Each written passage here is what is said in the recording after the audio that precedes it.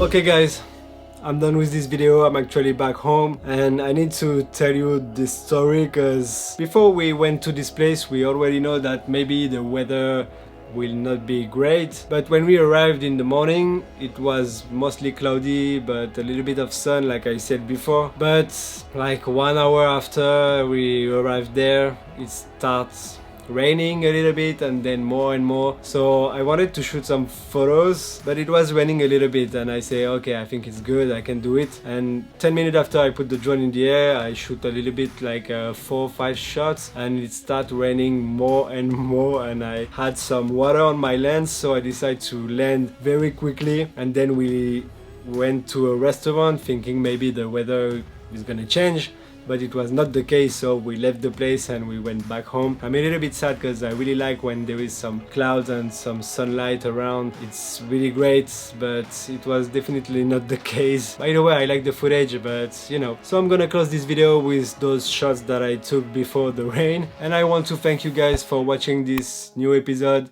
Hope you liked it, and I see you next week for a new video. Salut!